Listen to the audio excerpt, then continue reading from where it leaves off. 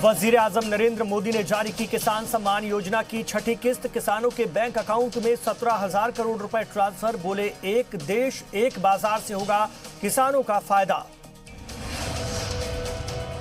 Defence sector में अब हिंदुस्तान भी बनेगा खुद इन्हिसार। वजीर दिफा राजनाथ सिंह ने ट्वीट कर दी जानकारी। लिखा, डिफेंस सेक्टर के 101 आलात हिंदुस्तान में बनाएंगे।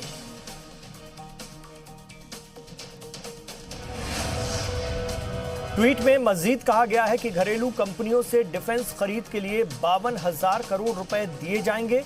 मुल्क में दिफाई शोबे में सनत को भी फरोग मिलेगा। मुल्क में कोरोना मरीजों की तादाद में हो रहा है मुसलसल इजाफा। 24 घंटे में कोरोना के रिकॉर्ड 64,399 नए केस। कुल कोरोना मरीजों की तादाद पहुंची 21 लाख के पार। मुल्क में 24 घंटे में कोरोना से 861 मरीजों की मौत। पूरे मुल्क में कोरोना तक 43,389 मरीजों की हो चुकी है मौत। 6,28,747 कोरोना की एक्टिव केस।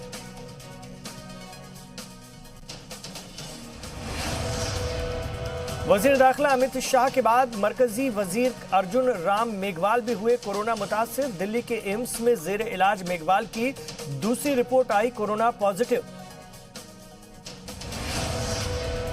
जम्मू कश्मीर के कुलगाम में मिलिटेंटों के साथ एनकाउंटर। बड़गाम में नामालूम लोगों ने बीजेपी लीडर को गोली मारी।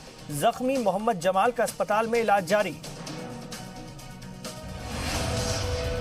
मशरक़ी उत्तर प्रदेश में मुख्तार अंसारी गैंग का शूटर राकेश पांडे उर्फ हनुमान मारा गया। यूपी एसटीएफ ने लखनऊ में एनकाउंटर किया। मऊ के कोपागंज का रहने वाला था हनुमान पांडे। कई सनसनीखेज वारदातों में रहा शामिल।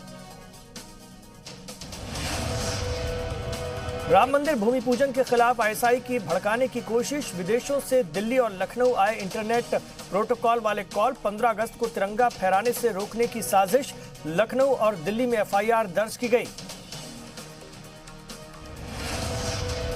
राजस्थान के जोधपुर में एक ही कुनबे के 11 लोगों की लाश मिलने से सनसनी। पाकिस्तानी पनाहगुजीन थे ये सभी महलूकीन। खेत में मजदूरी कर अपनी जिंदगी गुजार रहे थे। हिंद और चीन के बीच दोस्ती के सवाल पर वजीर खारजा एस जयशंकर का बड़ा बयान। कहा, दोनों ममालिक के बीच एक तरह के बैलेंस और समझ का होना बहुत जरूरी, लेकिन ये कैसे होगा, ये बड़ा चैलेंज है।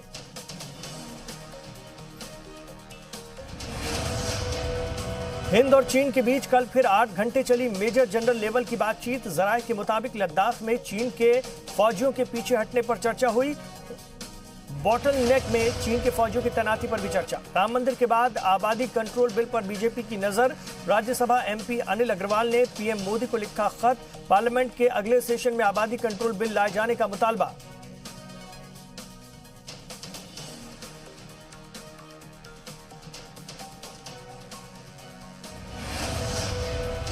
सुशांत केस में मुंबई पुलिस का बड़ा इल्जाम। बिहार पुलिस ने सियासत से मुतासिर होकर एफआईआर दर्ज की। सुशांत के वालिद के बयान पर भी उठाए सवाल। महाराष्ट्र सरकार ने सुप्रीम कोर्ट में जवाब दाखिल किया। सीबीआई जांच की मुखालफत करते हुए कहा गया कि अब सुप्रीम कोर्ट की हिदायत पर ही होगी कार्रवाई। फिल्म अदाकार संजय दत्त की तबीयत बिगड़ी। सांस लेने में तकलीफ के बाद मुंबई के लीलावती अस्पताल में दाखिल कराए गए। संजय दत्त का कोरोना टेस्ट नेगेटिव आया। महाराष्ट्र के कई जिलों में शदीद बारिश के बाद सैलाब का खतरा बढ़ा। सांगली, कोल्हापुर और रत्नागिरी में नदियां तुगयानी पर। एहतियातन निचले इलाकों से लोगों को शिफ्ट किया गया। घर छोड़ने को मजबूर हुए सैकड़ों कुनबे।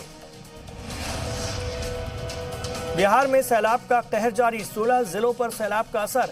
5 लाख लोगों को महफूज मकाम पर पहुंचाया गया। 7 राहत शिविर में 11,000 से ज्यादा लोगों को रखने का पर सवाल। अब तक 23 लोगों की मौत। झारखंड की राजधानी रांची में एक दिन की बारिश ने मुसीबत खड़ी की। अरगोरा इलाके में पानी दाखिल होने पर लोग घर छोड़ने पर मजबूर। नगर निगम के कामकाज पर उठ रहे हैं सवाल। बिहार के कैमूर में सामाजिक दूरी और क्वारंटीन की उड़ी धज्जियां। हाई स्कूल में मार्कशीट और एडमिशन के लिए उमड़े बच्चे। कई बच्चों के चेहरे पर नहीं दिखा मास्क। यूपी के लखीमपुर खीरी में गैर कानूनी हथियार बनाते हुए 2 लोग गिरफ्तार। बड़ी तादाद में असलहे बरामद। दोनों मुलजिम पहले भी आर्म्स एक्ट में जेल जा चुके हैं।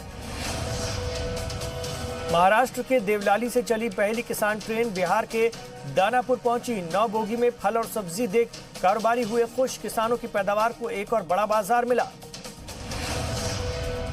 आगरा में ताजमहल के दीदार के लिए ताज व्यू पॉइंट खोला गया। सभी सयाहों की एंट्री से पहले थर्मल स्क्रीनिंग, मकामी गाइड और कारोबारियों को भी काम मिलना शुरू हुआ। और बांग्लादेश के 1/3 इलाके सैलाब से मुतासिर।